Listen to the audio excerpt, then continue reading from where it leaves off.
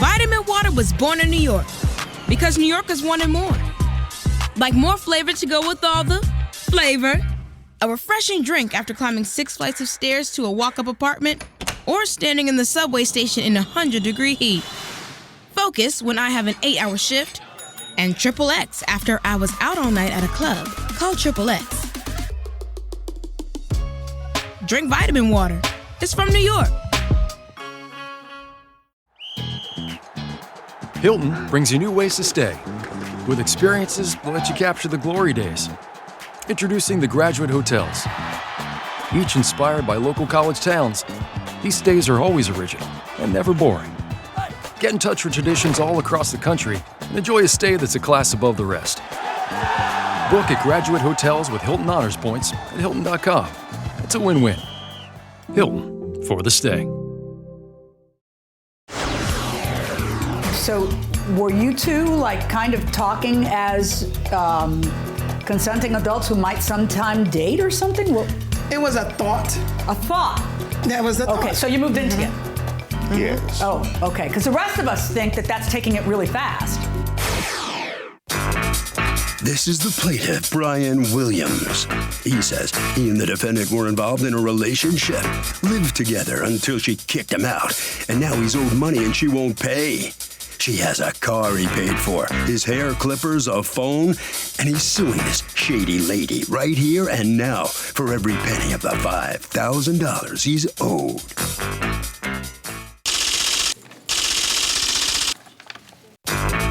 This is the defendant, Gloria. She says the plaintiff moved into her house, and it soon became evident the guy had a cleanliness issue. He brought bedbugs into her house, didn't seem to care when she pointed them out, and she soon realized this relationship and living arrangement wasn't going to work out. Bottom line, the car is hers. She also doesn't have his gosh darn hair clipper and owes the man nothing. She's accused of manhandling a lover.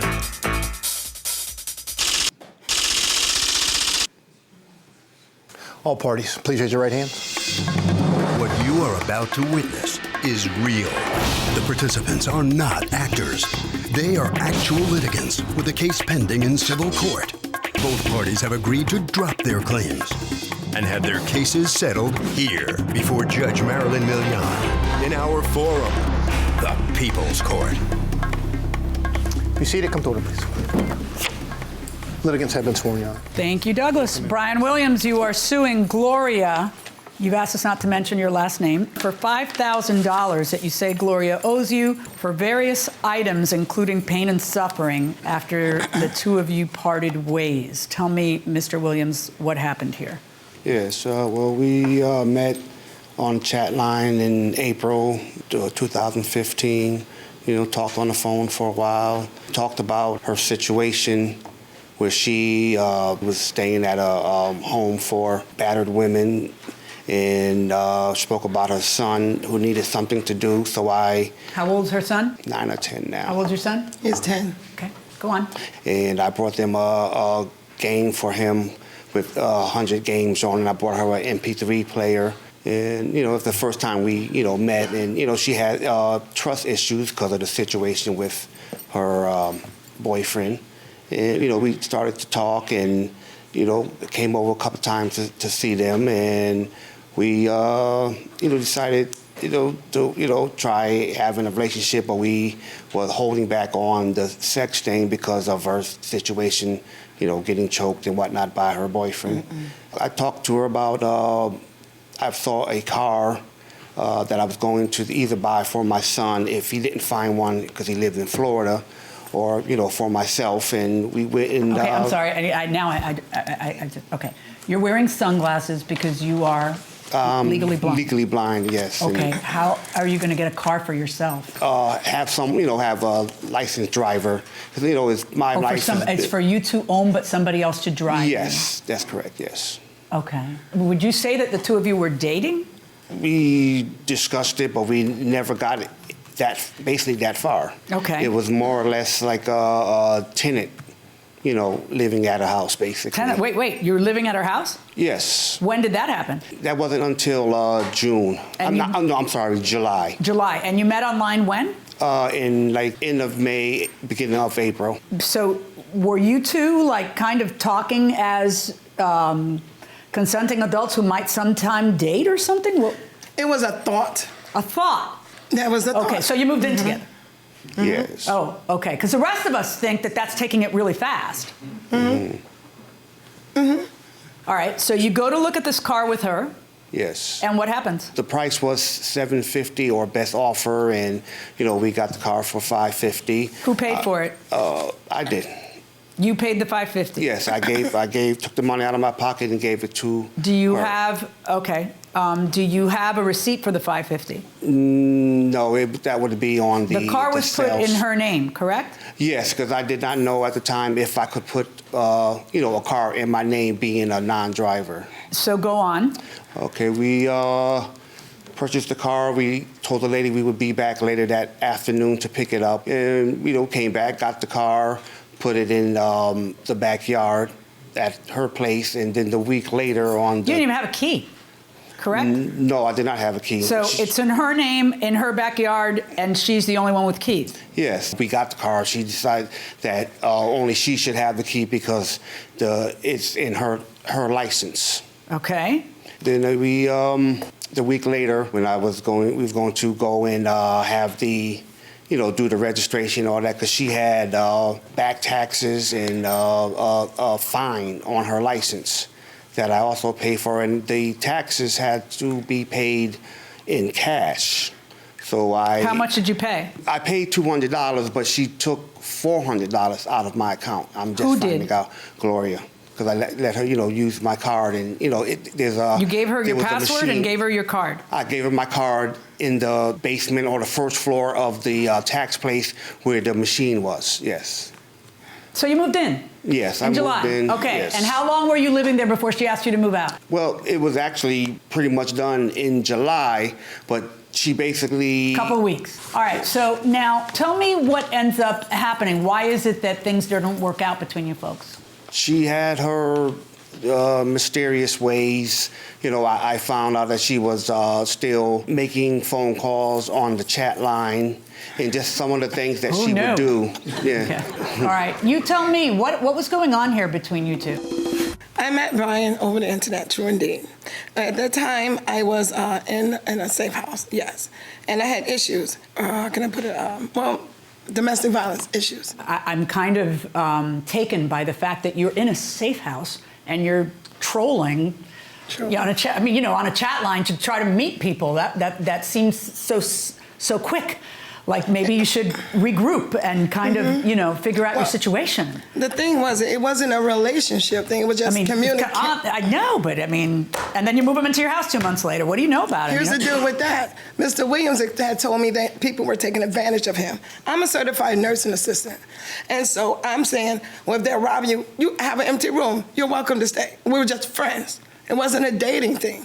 And so he mentioned about being choked, but he had a prostate thing and he has erectile dysfunction, so it was no sex. We never kissed, none of that. Okay, Never. I got it. Okay, and so, back to the story. Mr. Williams was not who I thought he was. Although he portrayed to be blind, when he broke in through my back door. Wait, when did he break in through your back door? He broke into my back door. That was in August. This is after you asked him to leave? Yes, this was the day, yes, I left. There was stuff on the back porch the night before. Okay, so when you left, was he still in the apartment? When I left, he was not there.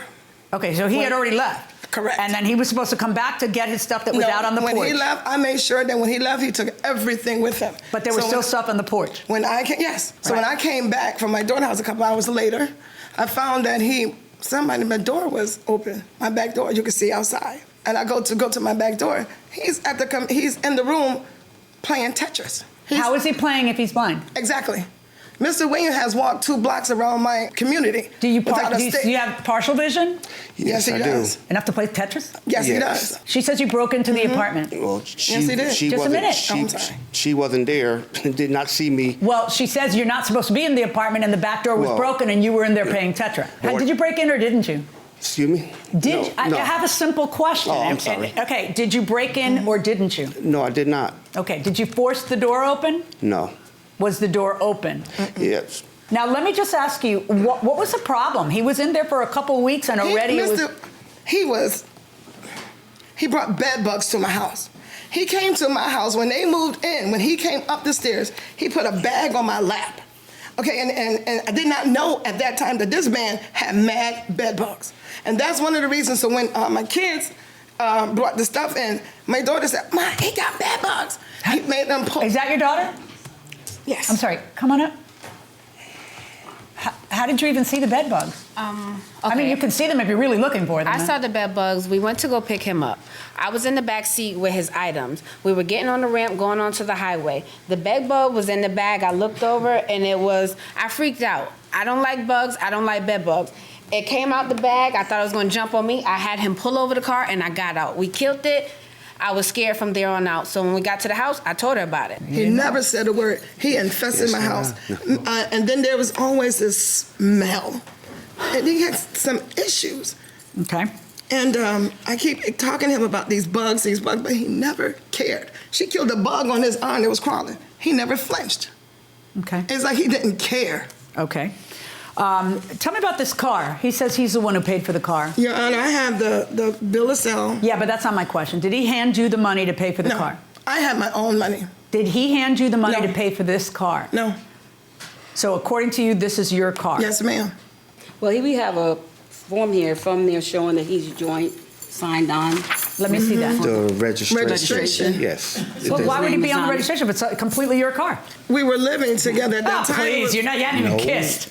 No, That's we not a haven't reason for him kissed. to be on there. There's got to be another reason. It's got to be his funds or his name wouldn't have been on there at all. If it's totally your funds and he's just some guy who may or may not live there and didn't live there very long and you don't have a relationship with him, why would his name be on anything at all unless he was involved with the funds?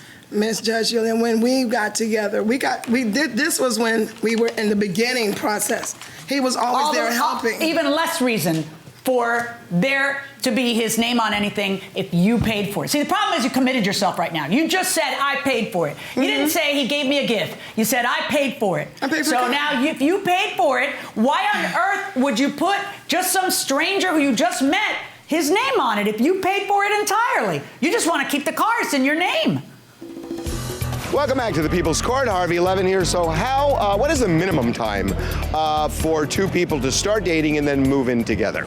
I say 6 months. 6 months is about a good time. You really get to know someone, spend every day with them. Okay, well, we're going to start there. Is 6 months really enough time to get to know who the person is? Probably not. Probably need a little bit longer. 20 years? But that's a little too long. How long? Maybe a year. I'd say a year. Okay, we all agree with that? A year-ish. Okay, going inside the courtroom. What are you doing meeting a lady online and letting her put the car in her name? Why don't you just wait and don't buy a car till you figure it out? Why don't you rely on your sister or your brother, who apparently are there for you when you need them, and ask them about that and have them research it? Why are you doing this? I'm the type of person that just love to help people. So I try to help myself and help her at the same time. You see the lady next to you? Excuse me? That lady next to you, right? That's your sister, right? Yes. Do you try to help her? Yes. Okay, well, she doesn't want to be here today. She doesn't want to have to clean up over bad decisions that you make, Yes. right? Yes, that's right. correct. So when you're thinking about who you feel sorry for, I need you to feel sorry for her, okay? Yes. During the time of June, July, and August, was she driving you around in that car? Were you guys driving the car? Yes, a couple times. Okay. Yes. Well, who was driving the car the rest of those 3 months? Because it was 3 months. She was. She's had the car. Right, but then what was the point of you having a car? Don't you go places? What was the point of buying a car? Yes, I do. Okay, Well, so when you would go places, in what car would you go? That car? Yes. Yeah, okay. I am not going to order her to pay for the 3 months insurance because you got use of the car during those 3 months. I believe you when you say that you paid for the car. I do not believe her. There is no reason to add your name on a car unless you had to do with those funds. I am ordering her, since she has possession of the car, to pay you the $550 plus the $336.75 in registration fees. As far as the items that you say that you left there, you're just not in a position to be able to prove that those things were there. You don't have receipts for any of them. It's your word against hers, and you can't just say it and then throw a number. It's not how it works. You're suing for $3,364.12 of your lawsuit is pain and suffering. Yes. As in what? Don't know what's happened with the car. You know, my name was on it. I don't know if anything bad has come of it. I was illegally evicted because I paid to stay there the entire month. All right. We need to stop, okay? Here's what's going to happen. Stop. I believe he was renting. I believe he was renting because even you slipped and said he was renting, okay? And you can't throw the guy out. You can't change the locks. And you can't throw him out. Stop. In the middle of a month. You can't. So that additional 10 days counts for something. Jeez. Between that and the car, I am ordering you to pay the plaintiff. I'm ruling in favor of the plaintiff, and I'm ordering you to pay the plaintiff $1,020.08. That is my judgment. You do not get pain and suffering for making bad decisions. Good luck, folks. Thank you. So in a rather frustrating case for the judge, the plaintiff prevails for $1,020. Gloria, I sense this is a rather emotional issue for you. I thought you were about to break down in tears. Well, the bed bugs, you know what I mean? I lost everything I had for the bed bugs from him. Trusting him to move in. Don't trust some of the handicaps. That's my bottom line. I think you've learned a hard lesson. I sure did. Nobody else will ever live in my house. I don't care if they got one eye hanging out or whatever. Never. Never. Okay. Thank you so much. You're much welcome. Okay. You have to sign a few documents. Now here comes Brian Williams and his sister. Brian, come over here. Let me just say, how do you feel about the outcome of the case, the judge's decision? It's okay. I, wish it had came out better because since August, been in a lot of suffering and pain with not knowing where the car is or what it's doing. I think you've learned a tough lesson, huh? Yes, I have. Yes. Yeah. It is this woman, before I even moved in, she's telling, I'm talking to her on the phone. She's telling me she has. We can't do the whole case again here now. Yes, okay. Just thank you very much, Yes, okay? all right. I know you've learned something. Sure. I feel like this, if someone has bed bugs before they move in with me, you're not coming in my house. Yeah, okay. Well, I don't know about that or not. All right, thank you very much. Harvey? Doug, I don't know how else to say it. We've done the show for a long, long time. If you think you can buy somebody's love, you are sadly mistaken. Period. And that will do it for this case. Litigants for the next case on the way into the courtroom right now. USAA knows dynamic duos can save the day, like superheroes and sidekicks, or auto and home insurance. With USAA, you can bundle your auto and home and save up to 10%. Visit USAA.com/bundle. Bundle savings are off total premium, not available in all states or in all situations. To qualify, auto policy must be active prior to property policy issue, subject to change. Restrictions apply. Membership eligibility and product restrictions apply and are subject to change. USAA means United Services Automobile Association and its affiliates, San Antonio, Texas. This message is brought to you by Abercrombie Kids, where the activewear is made for every summer activity, so your mini-me can bring their personal best. Summer days are always an adventure, from day camp to rec leagues and pool days.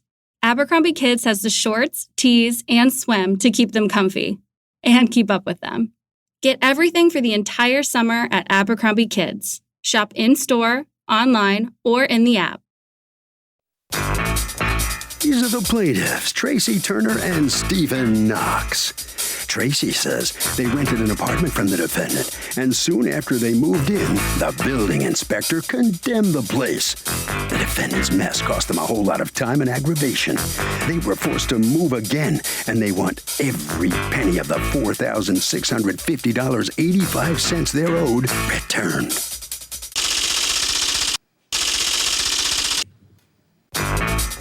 This is the defendant, Rufino Medina. He says he purchased a 3-apartment building and rented the finished first-floor apartment to the plaintiffs while he renovated the 2nd and 3rd floor apartments. Then, out of the blue, the plaintiffs moved out without even telling him, and there was a condemnation notice on the building. Apparently, the plaintiffs complained to the building department. They did an on-site inspection, only looked at the 2nd and 3rd floors, and condemned the whole building.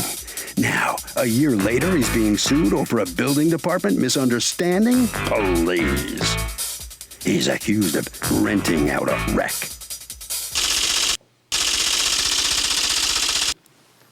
All parties, please raise your right hands. Welcome back to the People's Court. Next case in the docket. The plaintiffs say they rented an apartment from the defendant. It was promptly condemned. and they can get their security back. But the defendant says the plaintiffs bailed after they were the ones who got the building wrongly condemned. It's the case of welcome to condemnation. Thank you, Douglas. Tracy Turner and Stephen Knox, you are suing your former landlords, Rufino Medina and Wanda Medina. You're representing both of you here today? I am, Your Honor. For $4,650.85 in the return of your deposit, double the deposit because according to you, they've violated Connecticut law, as well as numerous expenses that you incurred in moving out. Tell me what happened. We found the apartment, I believe it was on Craigslist, and we met with Mr. Medina, and we were scheduled to move in. Moved in 2 weeks early. Did they prorate the rent for those 2 weeks? Did you pay rent those 2 weeks? I don't remember. They did not, Your Honor. Okay, go on. So we were scheduled to move in. We were told the apartment would be ready. Got to the apartment, walked in, and found that Mr. Medina was in the dining room with a skill saw or some sort of saw, sawing wood, and there was sawdust everywhere. There was dirt everywhere, dirt marks on the walls. Had you been told, listen, you're moving in 2 weeks early, that's a freebie for you because you're not paying rent, so understand I'm still working there, or you had not been told that? No, as far as I knew, it was going to be ready. That's why I was going in 2 weeks early. But your lease date is 2 weeks later. Yep. Why were you letting the tenant move in 2 weeks early? When I met with them, I indicated to them that it was a process that was going on, that the apartment was ready to be moved into. I had some finishing touches to do, hence me letting them move in 2 weeks earlier. I allowed them to have the utilities, which was the light bill, still in my name until I was done because I was going to be using power equipment. How long did you keep the light bill in your name? I do not believe they ever put the light in their name. I could be mistaken, but I do not believe. Did you ever put the light bill in your name? When? I'd have to look at my... How many months did he pay your light bill? I think it was only for the first month because we were only there for 2 months. Then if you're still working on it, wouldn't it be better to just have them come in when they start paying rent instead of 2 weeks early? At the time, the two had come to an agreement that they wanted to take this venture on, and they were in accord with me. All right, and what happened? We moved in. There was a huge list of problems that we had. When we moved in, there was no heat. There was no smoke detectors, no CO2 detectors. The gas line to the stove wasn't hooked up. The stove wasn't working. Come to find out, there was some gas leaks coming from the pipe that led to the dryer. There was numerous other issues, such as exposed wires in the first floor apartment. The sewer pipe was uncapped as well. Boiler What rails. evidence do you have of the things that you're saying? Do you have like letters or emails or texts that you sent him talking about the problems? I have emails. I have pictures of what the whole apartment looked like. But the pictures weren't taken until after everything hits the fan and and you're leaving, right? No, they were taken prior to that. You said you have emails. Let me see the emails. And what happened? Does he take care of the issues? No. Basically, we had Connecticut Gas come in. They said that there was some leaks. I have proof of that as well. May I see that? Yes. How did you know there were leaks? Were you smelling it? We had oil heat, and when they came in to fill the tank and light the burner, that's when the oil guy noticed that the exhaust for the furnace was improperly installed.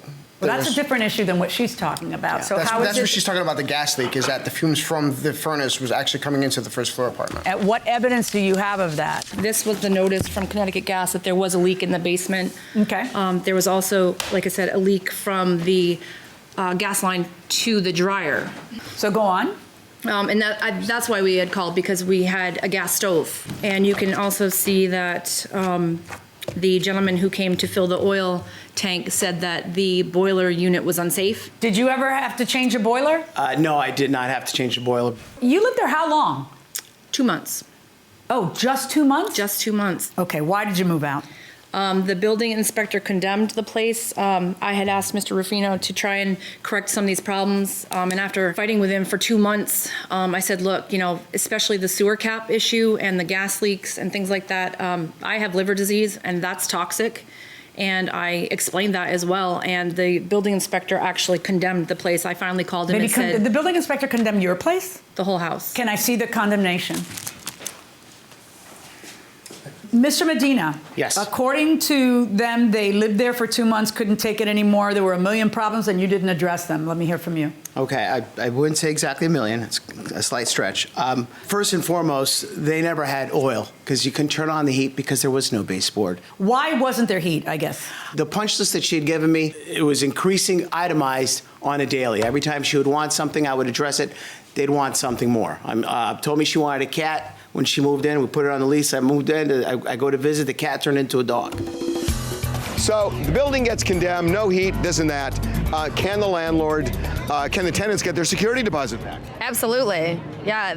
Why? Because they're not breaking the lease on their own. The apartment building's breaking the lease. What if they were the ones who called building and safety to get it condemned and then they benefit from it?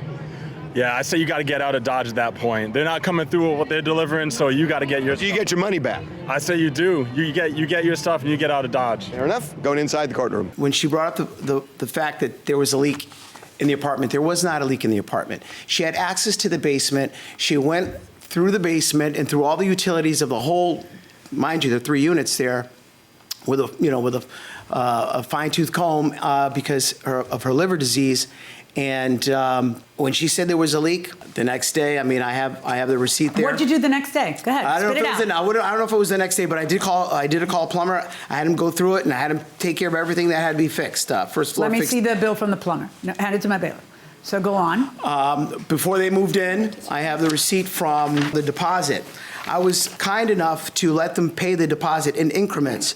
They only had $650 at the time, so I was kind enough to bend. I didn't break, but I bent, and I think they took advantage of my kindness. Tell me the work that you did in the 2 months before you come to the apartment to do work and see a condemnation tag. You had the plumber. I can see the receipt for that. I did the plumbing. She wanted a new refrigerator because her ice cream was soft, so I had to get her a new refrigerator. Made sure it matched the color of the new range because she liked to bake.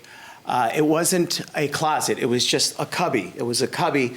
She wanted me to put a door over the cubby so she didn't look at her groceries. So I installed that. I think I was putting up molding, just trim mold, decorative mold. I think I didn't have time enough to fix the heat, to install the baseboard. But by the time I really was going to address the more important parts is when she broke the lease, when she walked away. All right, so you decide that you are not going to continue to live there. Mm-hmm. And you tell him that when? It was right before she got in touch with the building inspector. When do you call the building inspector? About a week prior. It took him about a week to write the report. Okay. The date it was assigned was June 4th. Did he look at your apartment? Yes, he did. You've read the report, right? Yes. Do you know he's not condemning your apartment? So apparently he looked at your apartment and didn't condemn it. Because what he condemned was a second and third for this specific reason. I know that's not being rented, but I want to make sure it doesn't get rented until these things get fixed. Mm. And aside from that, he did find like loose railings outside and some issues in the basement. But they have to do with electrical fixtures, not with sewer things that you're complaining about. So he actually looked at your apartment and did not condemn your apartment. Okay. Well, I didn't know that. Well, don't you see it? It's right here. Wait a minute. Because you're very savvy. You called them to come in and give you a reason to break the lease. I could have sworn there was an orange sticker on our door as well. Do you have something other than this? Because you gave me this. No, that's it. Right. He didn't condemn your apartment. So now you decide you don't want to live there anymore, and you are suing him for all this money, and your defense is they broke the lease, and by the way, how much of a security deposit do you have? I have a copy of the $650. If she has a copy of the $350, I just don't have it. So the reason that you are keeping it is because of rent, correct? Yes, because they broke the lease. You paid rent in April and in May, correct? Yes. So the issue is, am I going to force you to pay back the rent from 2 months where they actually lived there, all of the oil, fuel, and electric that they actually used, and their U-Haul, cleaning supplies, Home Depot, and lost wages? And the answer to that would be no. You guys broke the lease. Your place wasn't even condemned. So I find that the landlord is entitled to keep the $950 of security deposit for your breach of the lease. That is my judgment. Good luck, folks. Thank you, Your Honor. So the defendant prevails. Tracy Turner and Stephen Knox are on their way out of the courtroom. You know, this is a case that really should not even have been brought to court. You claimed that the building inspector condemned your apartment, and the judge saw flat out it was not condemned. Well, the fact of the matter was that everything was unsafe. There was safety issues in the basement that could have potentially been hazardous. You didn't have enough ammunition to really prove your case here in court. You realize that? You understand now? I guess not. And you read it wrong. It wasn't condemned. That's really kind of surprising. Sorry about that. All right, thank you very much. Okay, Officer McIntosh has some documents you have to sign. Here comes Mr. Bonita. So how do you feel about this? You satisfied? I'm very satisfied. You should. Could put it to rest, put it behind me, and keep forward. Okay, keep good luck. forward. Thank you very much. Thank you. You two have to sign some documents. Harvey, what do you think? So here's the deal. If you break your lease, you have to prove there is a fundamental problem with the unit, and that was not the case here. And that will do it for this case. Litigants for the next case on the way into the courtroom right now. This episode is brought to you by Heyday. Feeling stressed? Take a moment for yourself with Heyday. Stroll through rows of golden wheat, tend to cute barnyard animals, and discover the joys of a digital farm retreat. You don't have to hop in a car or catch a plane. Escape to the farm at the tap of a finger. With Heyday, you're not just tending to a farm, you're tending to yourself. Heyday. Search Heyday, that's Hay space DAY, in your favorite app store. Heyday is a free-to-play mobile game and offers optional in-app purchases and random rewards. This is the plaintiff, Alice Jones. She says she gave the defendant a deposit on a sofa bed, which cost $399. And after he took her money, he told her the bed was now going to cost $499. She demanded her deposit back because the defendant's a shady businessman who tried to bait and switch her, and she's not going to allow anyone to get away with that. She's suing for $250 for the return of her deposit.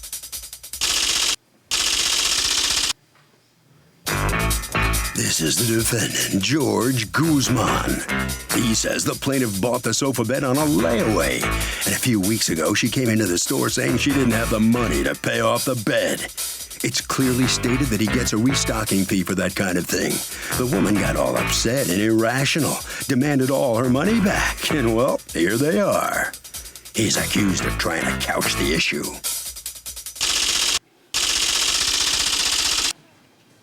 All parties, please raise your right hands. Welcome back to the People's Court. Next case on the docket. The plaintiff put a deposit down on a sofa bed, says that the seller changed prices, but the defendant says it was a funky layaway she wanted, and she's way off base. It's the case that now I'm going to lay you away. Thank you, Douglas. Alice Jones, you are suing Furniture Express, represented here by Mr. Guzman. You're the owner, for $250, a deposit that you put down on a sofa bed that you want returned to you. Tell me what happened. Okay, Your Honor, I went to the store. I seen the sofa bed. When I got to the store, one of the workers that work in the store, I said, well, how much is the bed? He says $399. I said, okay, but I'm going to be back in a couple of days. I need to go to the bank to get the money. So when I come back, I'm going to put the money on it, but he said I had to pay $32 every 2 weeks, in order to get it out. Okay? So I gave him the $250, but when I gave him the $250, it was $399. But when I came back, he did all the paperwork, and I seen on the thing, it was $499. So I talked to the manager here. He said, well, all I could do is take $50 off, which is on the receipt, showing you that he took the $50 off, because he knew I told him about it was $399. So they were saying, no, ma'am, we told you $499. Then you were saying, no, you told me $399. And then the two parties agreed on splitting the difference and a $50 rebate. Yes. Okay. So right now, at that point, the deal is done, and you're going to pay, and you're going to finish your layaway, and then you're going to get your Yes, but I supplement. had to come back with my, the card? With the what? The bank card. Like the card. Credit card? Credit card. Okay. So when I came back, they told me I could use the credit card from the beginning. But I told them, I said, my money don't come on there until the 13th. So I would be back. I don't know what you're talking about. Is this for additional money beyond the $250? I can shine some light on this for you a little bit. So basically what we did, I was with her originally. We went into the store. You picked the sofa. We passed that. The sofa. And the sofa that she wanted, she didn't have enough money for. So he basically told her that there was a line of credit that she can get that will allow her to get the sofa and pay a deposit, and then she can take the sofa home and pay bi-weekly payments. So she said, what would I need? And he said, you just need a valid ID. So he took the valid ID, he went over to the computer, he entered it, and he came back. He said, well, ma'am, you're approved for $1,000 or $2,000. I don't remember how much he told her, but he told her amount. And She said, okay, well, that's fine. She said, well, what I need to do going forward? He said, well, you can just put the deposit down and bring in your debit card when you come in. Bring in the card that you want to make the payment with. Okay, what was the deal at the time that you left that day? $32 every 2 weeks until $614 is paid off? Yes. With the credit, because she was approved for a credit line. It doesn't matter. Somebody's got to pay something at some point. Right. So what you guys think is supposed to happen is every 2 weeks you're supposed to pay $32, right? After she put down the $250, $32 going forward. Okay. She went back another time to pay the money, so she gave him $250 cash. Right. And then the credit would allow her to pay the $32. Yeah, the $32 every 2 weeks. Right. Okay. So when she went to pay the $32 before they do the actual delivery, because she had to pay the $32 also for them to set up the delivery. Was a delivery supposed to happen before the thing was paid off? Yes. Oh. Yes, because of the credit line she was offered. Because of the credit line she was offered, she was supposed to get delivery when? That whatever day they set up, they didn't set up. That hadn't been set up yet. Right. But she was supposed to get the couch and be able to use it. Right. Because of this credit line. Okay, go on. So she gave him the money. They were supposed to set up a date, but she didn't have the $32. She needed to have the monies on her card. She didn't have the monies available. On her debit card? On her debit card, correct. Well, that's why the debit card didn't work. No. She didn't. Did you go with your credit card to pay the $32? Yes. I eventually went back in with my card to pay, and then that's when they stated she was not approved for the credit. Without the credit, she would never have left her deposit because she didn't have the money to pay. What's going on with this credit line and the problem with the credit line and all that? Okay, let me explain it to you. I don't know either way what she's talking about because she never did, she never is there. I deal with that lady. Everything was nice. Okay, she went to my store, she purchased the sofa bed, everything was good. She put on deposit for $250. I finances to the rest of the money. Okay, the finances approved the rest of the money. But she had to make a deposit to the finances company. How much? $33, $30, $40, something like that. Wait, extra beyond the $614? Yeah, because this is a person. This is the cash. Doesn't have nothing to do with the finances. Finances asked for the first deposit. And that's what she got mad at, that you were charging her $40 extra? She didn't get mad. No, she didn't get mad. I'm going to explain it to you. Okay. Yeah, but I'm going to be asking you questions in the middle of your explanation. That's going to happen too. Okay. Sorry. Layaway, good idea, bad idea? Bad idea. Why? Because if you can't pay all of what you're owed or what you're supposed to pay, you lose your money that you've given already. And that's true. Okay, you know what? That's pretty compelling. Okay, going inside the courtroom. Okay, so when she got the prepaid card. That's not the issue here. The issue here is what happened with the financing eventually. Did she get denied the financing? Yeah, she got the finances. She did get the finances? Yeah, she got the finances. She says that they denied her. No. They denied me. No. Does anybody have paperwork so I can see how she was approved? No, she's approved. Besides you flapping your gums and saying she was approved, and her flapping her gums and saying she wasn't approved, does someone actually have the approval? Can I see the paperwork where she was approved? No, they don't. Their finances doesn't do anything. What do? They just call you and say, "Hey, don't worry about it." Judge, usually there's something. Judge. Yes. Why don't you have something showing me she was approved?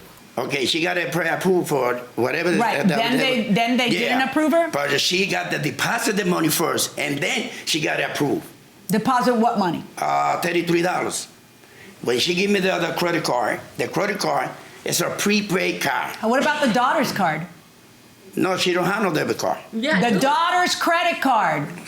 Didn't the daughter come with her credit card? Yeah, but the daughter coming to pick it up the money. She coming like a lawyer. She come in, okay, I want my money back. I say, yes, you got your money back, but you're going to lose 30%. Why 30%? Because that's the policy. Okay, the policy that you have there says that there's a 30% restocking fee. Restocking fee. I got the picture, I got everything, because when you put that, like, the thing costs $600 and $14. She got a prepaid approved.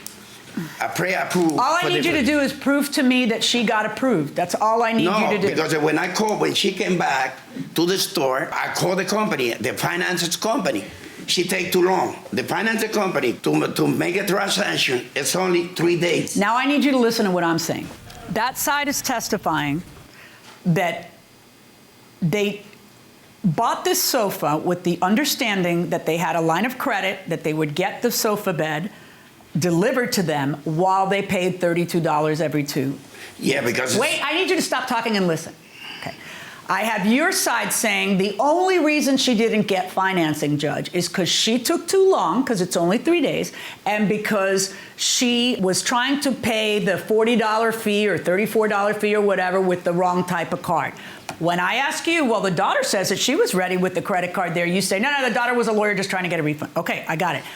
All I need you to do is show me something from the finance company that supports what you are saying. That's all I need. Because a 30% restocking fee is a real spanking. That's the highest restocking fee I've ever seen. So, but that's what if that's what she signed, then that's what you get, except I need to make sure you cross all your T's and dot all your I's. Okay? So when you come in here, it's your financing company that you deal with. It shouldn't be hard for you to have an affidavit or have somebody from the financing company show me that it's her own fault, that it didn't go through. That's all I need. Anything to prove what you're saying. Okay, that's your defense, and you have to prove your defense. And you particularly have to prove your defense when you have such a stiff restocking fee. You had to know that I was going to be asking you about this stuff here. Okay? I'm ordering you to return the $250 verdict for the plaintiff. So the plaintiff prevails. She gets her money back. Here comes the defendant, Mr. Guzman. The judge found against you in this case. No you problem. Understand? No problem? You don't have any paperwork to prove anything, right? I don't have it. The company doesn't give it to you. Why such a heavy restocking fee? The judge thought that was really That's my policy in the store. That's the policy in my store. Okay. You go to the, you can make me spend my time without nothing. Okay. No, you go to my store, you have to pay for it. Okay. I'm like a Georgia too. All righty, here comes the plaintiff now. Well, do you feel a little better now? Yes, I do feel better. You do? But let me ask you this. What about the couch? Do you have a couch yet? No, but it put me through so much aggravation and, of running back and forth. I'm not a person that feel good like that. So I just said, I can't get the credit. Just give me my money. Let me go, instead of arguing. Or, all right. I'm not going to get nothing out of that. Well, sorry you went through so much, okay? Hope you feel a little better. Anyway. All right, do you have sign a few documents? Okay. Thank you very much. Okay, bye-bye. Harvey? Doug, everybody thinks that, layaway is just layaway. It's not. You got to look at the terms, and you got to see, and this is the most important part, I think, you got to see if there are carrying charges.